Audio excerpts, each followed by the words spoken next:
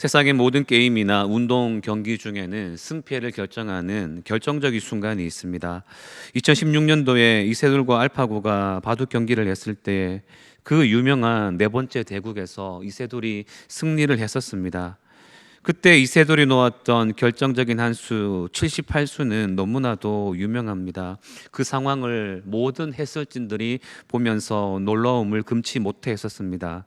이 한 수로 인하여서 알파고의 승률이 확 급격히 꺾여 버렸었던 적이 있었습니다. 이런 상황은 비단 전쟁에서도 마찬가지로 작용합니다. 1942년 태평양 전쟁이 한창이던 당시에 일본의 제국주의가 맹위를 떨치고 있었습니다. 앞전에 진주만 공습으로 인해 미국이 참패를 당하고 단 한 번의 공격만 더 당하면 미국이 무너질 수도 있는 상황이었습니다. 그때 미국이 일본의 다음 타겟을 알아내는데 성공을 했고 미리 대비하고 있다가 일본군을 패퇴하게 만든 전쟁이 있었습니다. 그 유명한 미드웨이 해전입니다. 이를 기점으로 해서 최정점을 달리던 일본 제국의 전력이 점점 내리막길을 걷게 되었고 1945년에 그 전쟁이 끝이 나게 되었습니다. 6.25 한국 전쟁 당시에 북한이 기습적으로 남침을 했었습니다. 서울이 금방 함락이 되었고 정신이 없을 당시 북한은 속전속결로 남쪽 점령을 계획하고 있었습니다. 그런데 북한군이 6월 28일 3일 동안 남쪽 진경을 잠시 머뭇거린 상황이 있었습니다. 그로 인해 미군에 개입할 수 있는 시간이 생겼고 적화 통일이 이루어지지 않았습니다. 그렇게 될 수 있었던 계기가 무엇이냐면 바로 춘천 전투에서 우리가 승리한 사건이 있었기 때문입니다. 낙동강 전선에서 행한 다부동 전투도 중요하고 인천 상륙 작전도 너무 중요한 전투이지만 그에 못지않게 성패를 가늠했던 전투가 바로 그 춘천 대첩, 춘천 전투였던 것입니다.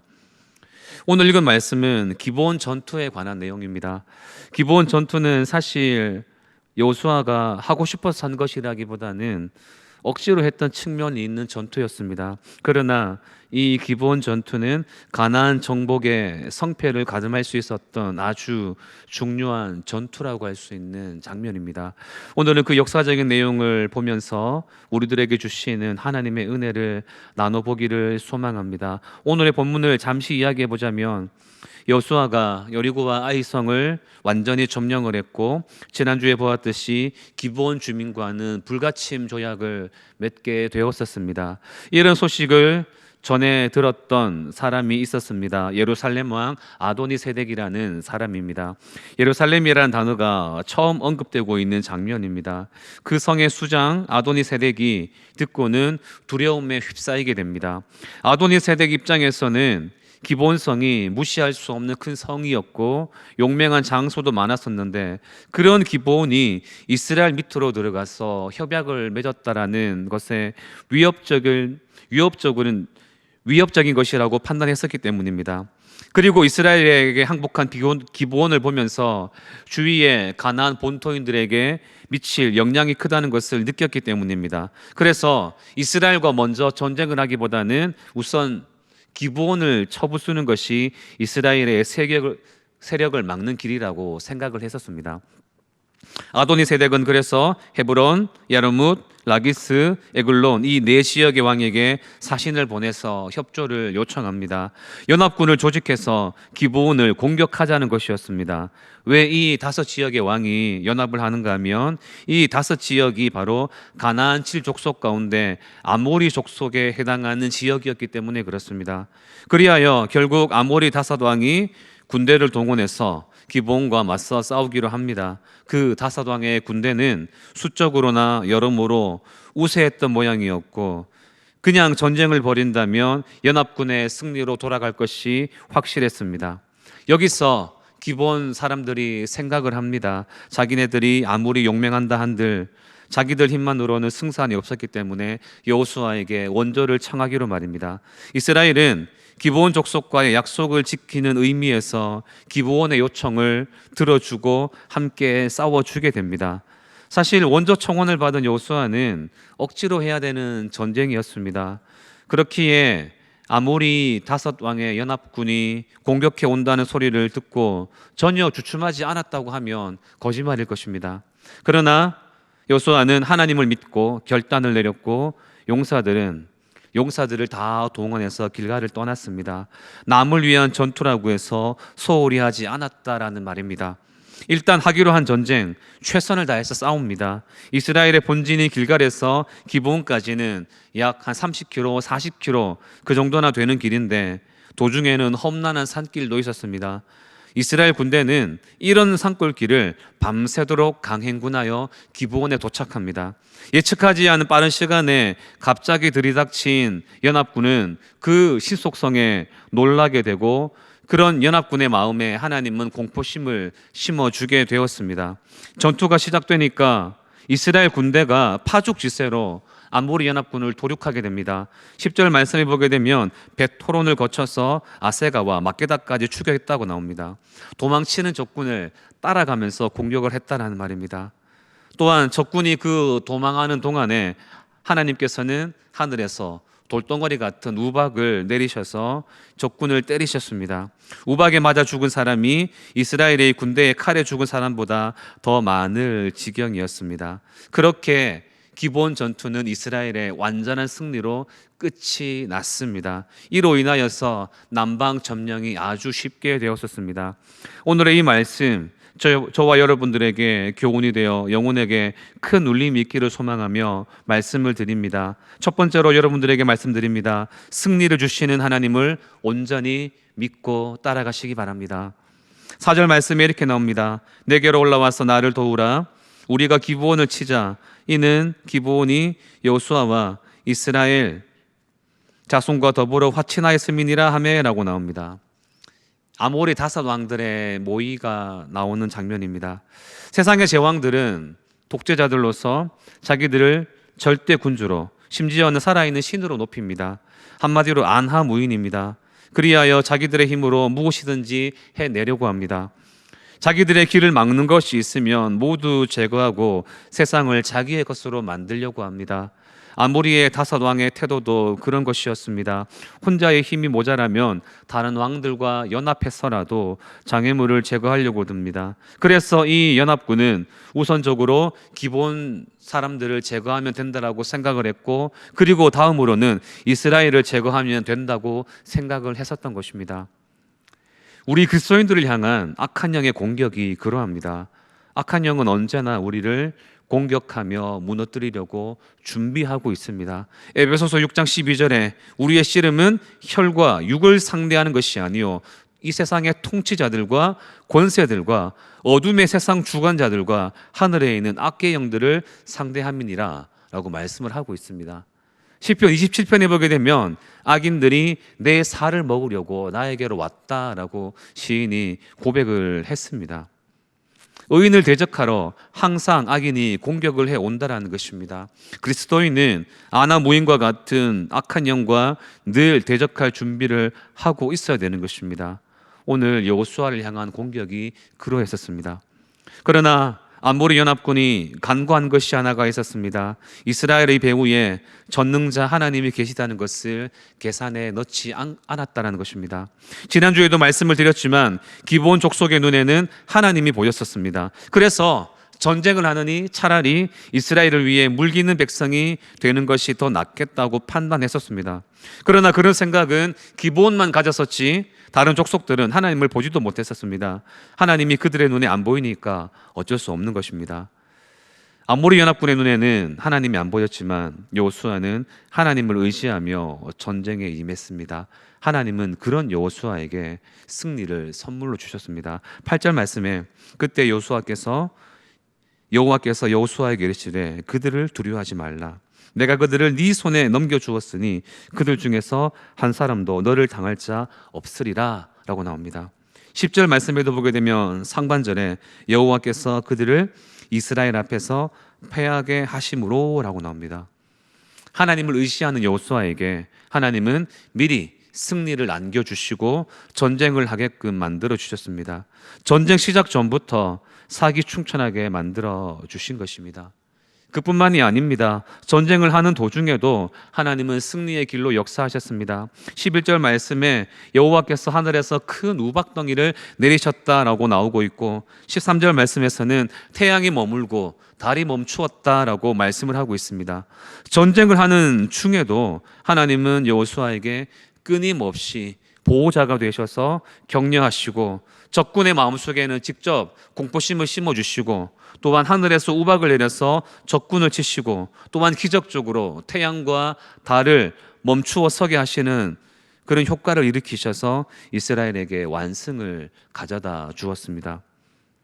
하나님이 참 하나님이시고 하나님이 전능자라는 것을 깨닫고 그것을 계산에 넣고 행동하는 것이 지혜로운 그리스도인의 모습입니다. 하나님이 같이 하시는데 승리를 하지 않을 수 없는 것입니다. 이런 하나님을 우리가 온전히 의지하며 나아가야 됩니다. 오늘 기브온 전투에 나타난 이스라엘의 군대의 승리는 군사력에 의존해 있었던 것이 아니었습니다. 이 전쟁의 승리는 하나님의 능력에 의해 성취되었습니다. 이스라엘의 하나님의 인도하심을 따르기만 하면 승리할 수가 있었듯이 우리들도 하나님을 의지하며 하나님의 인도하심을 따라 살아갈 때에 어떤 상황 가운데서도 승리할 수가 있습니다. 악한 영이 공격을 해올 때에 하나님만 의지하시기 바랍니다. 우리는 살면서 여러 작은 영적 전쟁의 상황을 만납니다. 많은 상황 속에서 의기소침할 것이냐 아니면 기뻐하며 일어날 것이냐, 그런 상황을 만납니다. 나에게 험한 말을 하며 인신공격을 해오는 상사 혹은 다른 사람들 앞에서 나도 똑같이 욕하며 험한 말로 대적할 것이냐, 아니면 하나님께 지혜를 구하며 나아갈 것이냐, 그런 상황을 만납니다. 어떤 일 앞에서 내가 불법을 행하며 편하게 나아갈 것이냐, 아니면 조금 돌아갈지라도 내가 공의를 행하며 하나님께 영광을 돌리며 나아갈 것이냐라는 상황을 만납니다. 분명한 것은 우리가 하나님만의 의지함으로 나아갈 때에 우리가 승리하며 악한 영이 도망을 가게 된다는 사실입니다. 오늘 기브온 전투가 중요한 이유는 이 기브온 전투를 승리를 시작으로 해서 가나안 남쪽 지역을 완전히 정복하게 되었다라는 사실입니다. 비록 기브온 족속이 의뢰해서 시작한 전쟁이었지만 승리를 하고 나니까 그 다음 단계의 남쪽 지역 정복은 그냥 승리의 연결고리처럼 따라왔습니다. 그 배후에는 살아계신 하나님이 함께 하고 있었기 때문에 그렇습니다. 하나님을 의지한 전쟁, 그때부터는 일사천리로 그 다음 단계가 진행이 되었던 것입니다. 하나님만 의지해야 됩니다.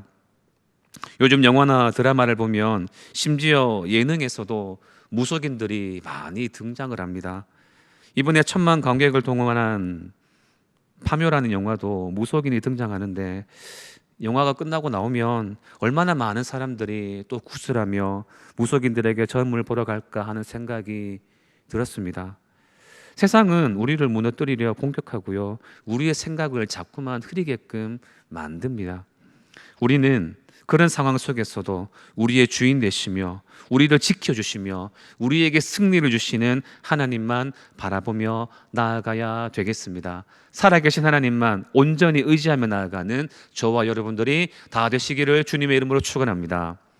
두 번째입니다. 오늘 말씀에서 나눌 것은 기도하는 하나님의 백성이 되셔야 한다라는 사실입니다. 12절 말씀이 이렇게 나옵니다.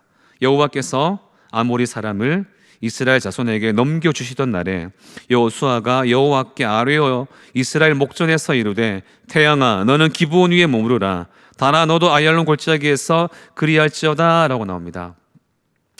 아모리 족속과 갑자기 싸워야 했던 여호수아는 하나님께 도움을 요청하지 않을 수 없는 상황이 있었습니다. 그래서 인간으로서는 감히 상상도 할 수 없는 기도, 즉 태양과 달을 멈추어 달라는 기도를 간청하게 되었습니다. 이런 기도를 드린 이유를 짚어보자면 그 많은 적군을 토벌하는 데에는 시간이 오래 걸렸고 적들을 단번에 다 해치우는 위력을 보여줘야 됐기 때문에 그런 기적을 요청했을 것입니다. 너무나도 담대한 기도였었습니다. 그러자 태양과 달이 이스라엘이 원수를 무찌르기까지 지지 않고 멈추어 섰습니다. 하나님은 여호수아의 기도를 들으셨고 충분한 시간을 가지고 완성하는 결과를 거두게 하신 것입니다. 결국 하나님께서 이스라엘을 위하여 싸워 주신 것입니다. 그리고 그 이면에는 여호수아의 기도가 있었다라는 사실입니다. 그것을 생각하면서 14절의 말씀을 보시기 바랍니다. 14절에 이렇게 나옵니다. 여호와께서 사람의 목소리를 들으신 이 같은 날은 전에도 없었고 후에도 없었나니 이는 여호와께서 이스라엘을 위하여 싸우셨음이니라 라고 나옵니다. 여기 보게 되면 여호와께서 사람의 목소리를 들으신 이 날이라는 말이 나옵니다. 오늘 설교의 제목으로 삼은 구절입니다. 이 구절은 하나님께서 전쟁에서의 승리를 간구한 여호수아의 기도에 응답해 주셨다는 것을 보여주고 있습니다. 하나님은 여호수아의 기도를 들으시고 응답해 주셨습니다. 여호수아는 늘 하나님과 가까이에 있는 지도자였습니다. 언제나 하나님의 명령에 순종하기 위해 노력하는 지도자였습니다. 그것을 기도로서 실천했던 사람이었습니다. 그 기도가 전쟁하는 중에 나왔었고 하나님의 응답 역시 전무후무한 응답으로 나타나셨습니다. 하나님의 백성들은 기도함으로 나아가야 됩니다.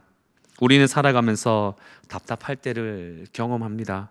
하나님의 도우심이 간절히 필요할 때가 있습니다. 세상에 많은 사람들과 만나며 많은 일들을 해결해 나갈 때 자신의 방법으로는 대처할 수 없는 경우가 너무나도 많습니다. 그때 우리는 기도해야 됩니다. 다윗은 시편 5편에서 기도할 때 나의 심정을 헤아려 주소서라고 기도를 했습니다. 그러면서 나의 심정이라는 표현을 썼습니다. 이 심정이라는 말에는 누구에게도 말할 수 없는 간절함, 절박한 마음이 담겨 있었습니다. 인간적인 방법으로 해결할 수 없을 때 지혜로운 사람은 오직 하나님의 도우심을 구하고 기도함으로 나아갑니다. 오늘 12절 말씀에서 여호수아가 하나님께 아뢰는 마음으로 기도했습니다. 이 기도에는 간절함이 있었습니다. 하나님의 능력이 주어질 때까지 기도하는 마음이 있었습니다. 그래서 우리는 하나님께 늘 기도하며 나아가야 됩니다. 다윗은 답답한 마음이 있었을 때마다 밤새 고민하기보다 밤이 새도록 기도했었습니다. 해가 뜨는 아침에 새로운 상황이 전개되기를 바라는 마음으로 한숨도 자지 못한 채 하나님과 씨름하며 기도했었습니다. 야곱은 형 에서를 만나기 전에 두려운 마음에 야복 강가에서 홀로 남아서 밤이 새도록 기도했었습니다. 자신의 생각으로 아무런 대책이 없을 때, 걱정으로 잠도 오지 않을 때 기도밖에 할 수가 없었던 것입니다. 기도밖에 없는 것이 답이고 지혜입니다. 삶의 앞에 놓인 문제로 인해서 아무런 답도 없고 마음이 답답할 때에 침대에 누워서 뒤척이거나 거실에 나와서 어슬렁거리지 말고 우리가 무릎 꿇고 기도해야 됩니다. 설득이 통하지 않는 악한 사람과의 다툼이나 해명은 어리석은 일입니다. 하나님을 향하여 간절히 도움을 구하는 것이 지혜로운 그리스도인의 태도입니다. 우리 하나님은 기도하는 사람의 목소리를 듣고 계십니다. 이 말씀을 통해서 그래서 이 시간에 구체적으로 3가지 기도에 관한 권면을 드립니다. 여러분 언제나 입을 열어 선포하며 기도하시기 바랍니다. 의인의 간구는 역사하는 힘이 큽니다. 의인의 말은 힘이 있습니다. 소극적이고 자신이 없던 모습에서 벗어나서 오늘 여호수아처럼 담대하게 하늘의 보좌를 움직이는 기도를 입을 열어 드려야 됩니다. 사업을 운영하시는 분들은 매일 첫 시간에 이곳에 하늘의 복을 허락하여 주시옵소서 선포하며 나아가시기 바랍니다.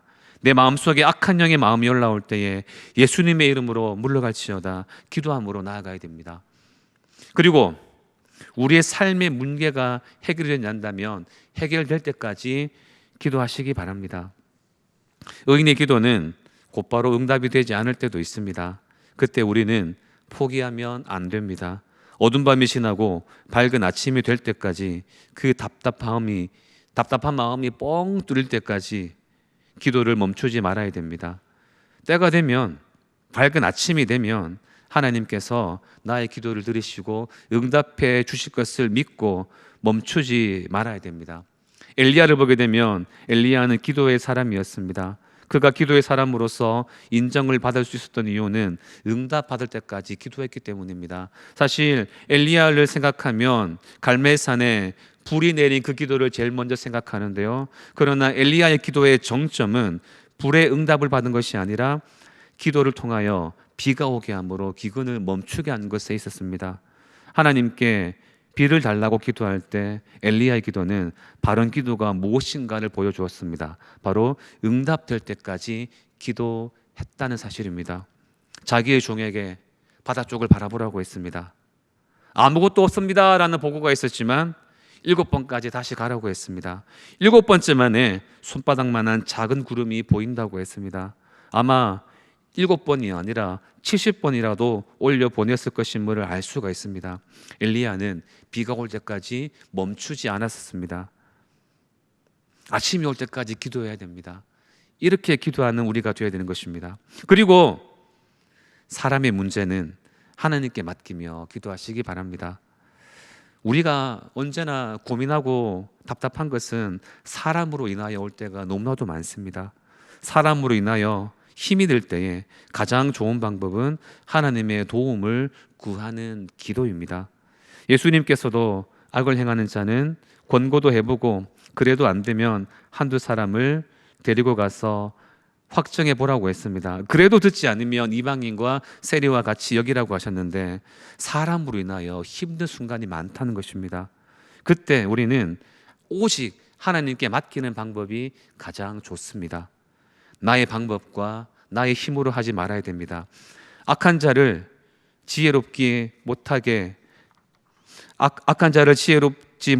대함으로 자신도 악한 자가 될 수 있음을 잊지 말아야 됩니다. 오만한 자, 신실하지 못한 사람은 하나님께서 친히 다루시도록 기도함으로 나아가는 것이 최선의 방법입니다. 우리 하나님은 우리들의 기도하는 목소리를 들으십니다. 오늘 여호와께서 사람의 목소리를 들으신 날, 그 날이 우리들에게는 오늘이 될 수 있기를 바랍니다. 그 날에 기적이 일어납니다. 기도는 기적을 창출할 수 있습니다. 무에서 유를 창조해낼 수 있는 믿음의 원동력입니다. 이 땅의 하나님의 백성들은 기도로 삶의 문제를 풀어가야 됩니다. 기도하는 지도자 밑에서 이스라엘 백성들이 승리를 누렸듯이 우리가 기도함으로 나아갈 때 언제나 승리의 기쁨을 경험할 수가 있습니다. 기도를 통하여 복된 선물을 누릴 수 있음을 잊지 않는 성도님들이 되시기를 바랍니다. 세 번째로 오늘 말씀에서 드릴 말씀은 이것입니다. 하나님 보시기에 아름다운 그리스도인의 모습이 되어야 됨을 오늘 말씀에서 배우며 나아가시기 바랍니다. 유튜브에서 광고를 넣으면 망하지 않는 콘텐츠가 있다고 하죠. 대표적인 것이 아동용 콘텐츠입니다. 아이들은 무조건 광고를 보기 때문에 절대 망할 수 없다고 합니다. 또 하나를 들라고 한다면 화장품 광고입니다. 사람들은 자기를 아름답게 꾸미는 것에 관심이 너무 많기 때문에 광고를 하는 즉시 완판이 된다고 합니다. 사람은 아름다워지는 것에 관심이 아주 많습니다. 믿음의 삶이 무엇일까라고 한다면, 믿음의 삶이라고 한다면 나의 영혼을 하나님 앞에서 아름답게 가꾸어 가는 것이라고 말할 수가 있습니다. 여호수아의 모습을 보게 되면 이 정복전 중에서도 아름다운 모습이 나타났음을 볼 수가 있습니다. 오늘 6절 하반절에 보게 되면 이렇게 나옵니다. 우리에게 올라와 우리를 구하소서. 산지에 거주하는 아모리 사람의 왕들이 다 모여 우리를 치나이다 라고 나옵니다. 그리고 7절 말씀에 여호수아가 모든 군사와 용사와 더불어 길갈에서 올라가니라 라고 또 말씀하고 있습니다. 이 기브온 전투를 보고 있으면 아름다운 여호수아의 모습이 나타납니다. 두 가지 모습이 보여지는데요. 첫 번째가 바로 약속을 지키며 도와준 모습입니다. 여호수아는 기브온 거민의 다급한 요청을 듣고서는 모든 군사를 이끌고 올라갔습니다. 쉽지는 않았습니다. 아모리 연합군과 전투를 벌이는 일이었기 때문입니다. 하지만 기브온 거민을 지켜주겠다라는 약속을 했었기 때문에 그 즉시로 밤을 새워 기브온으로 올라갔던 것입니다.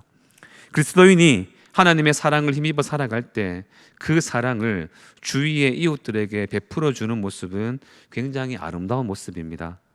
예수님께서 남에게 대접받는 자 받고자 하는 대로 대접하라라고 했는데, 여러분, 누군가의 도움이 있을 때 섬기며 도와주는 모습이 아름다운 모습인 것입니다. 그리고 또 하나의 아름다운 모습이 나타납니다. 바로 기도하면서 최선을 다하는 그 모습이 아름다운 모습이었다는 것입니다. 이렇게 생각해 보시기 바랍니다. 아모리 다섯 왕들이 모여온다고 했습니다. 여호수아의 피지컬을 생각하면 골리앗과 같은 장수는 아니었을 것입니다. 장수의 기고를 가졌을 수도 있겠지만, 그래서 일당백의 힘을 가졌을 수도 있겠지만, 한 사람이 모든 아모리 적군을 다 막아낼 수 있을지는 모르는 일이었습니다. 아모리 연합군이 전쟁을 했다는 것은 수적으로 나아왔다는 것을 의미할 수 있었기 때문입니다. 외형적으로 본다면 열세일 수도 있었습니다. 그렇기에 여호수아는 하나님을 향한 믿음을 가지고 태양과 달을 멈추게 해달라고 하나님께 기도함으로 나아갔던 것입니다. 그런데 중요한 것은 이것입니다. 여호수아가 믿음의 사람으로 하나님께 담대한 기도를 드렸습니다. 그러나 하나님의 기적을 바라보고만 있겠다는 것이 아니고, 하나님이 그 긴 시간을 주시는 동안 나도 싸우겠다라는 마음으로 나아갔었다는 사실입니다. 성도가 자기의 할 도리를 다할 각오를 하고 하나님께 기도하는 태도는 매우 아름다운 모습입니다. 하나님께 진정으로 기도를 드리는 사람은 그 기도가 능력을 얻기 위해서 작은 일이지만 함께 나도 힘써 싸움으로 나아갑니다. 가족의 구원을 위해 기도하는 사람은 기도하면서 자기가 할 수 있는 최선을 다합니다. 밑에 말에서부터, 또한 섬기는 것에서부터 할 수 있는 방법을 다 쓰는 것입니다. 그런 모습을 하나님은 아름답게 보고 있습니다. 여호수아가 그렇게 했었습니다. 하나님께 기도하는 중에 싸울 때는 정말 최선을 다해서 싸웠기 때문에 그 모습이 하나님 보시기에 아름답게 여겨졌던 것입니다. 청년들에게는 제가 계속 이야기합니다. 연애에 관해서 말을 할 때 아름답게 연애를 하라라고 말입니다. 여러분, 하나님 보시기에 아름다운 성도가 되어야 됩니다. 젊은이들이 인스타그램에 사진을 올릴 때에는 수많은 사진 중에서 가장 잘 나온 사진을 취합하여 올립니다. 그렇기에 그 안에 있는 사람은 다 멋있어 보이고 예뻐 보입니다. 그런 곳에 나의 추한 모습을 올리는 사람은 없습니다. 하나님의 인스타그램이 있다고 한다면 여러분, 아름다운 삶으로 도배함으로 나아가시기 바랍니다. 오늘 여호수아는 그렇게 하나님을 의지하며 나아갔었고, 그 모습이 너무나도 아름다운 모습으로 남아 있었습니다. 여러분들도 부족하지만 최선을 다하는 모습, 하나님의 사랑을 실천하며 나아가는 그런 모습을 살아가시고, 그런 모습은 하나님 보실 때 아름답구나라고 말씀해 주실 것입니다. 그리고 그 다음 삶에는 복된 삶으로 이어지게 만들어 주실 것입니다. 오늘 말씀의 결론을 맺겠습니다. 오늘 기브온 전투를 통해서 한 주간의 삶을 살아갈 때에 첫 번째로 하나님만 의지하며 그 가운데서 승리의 삶을 살아가시기 바랍니다. 두 번째로 늘 기도하는 하나님의 백성들 되시기 바랍니다. 하나님은 저와 여러분들의 목소리를 듣고 계십니다. 그리고 마지막으로 하나님 보시기에 아름다운 믿음의 삶을 살아가시기 바랍니다. 이 기브온 전투를 통하여 승리가 일사천리로 이루어졌던 것처럼 여러분의 삶에 하나님을 의지함을 통해서 앞으로도 승리의 삶으로 점철되는 은혜가 가득하시기를 주님의 이름으로 축원합니다.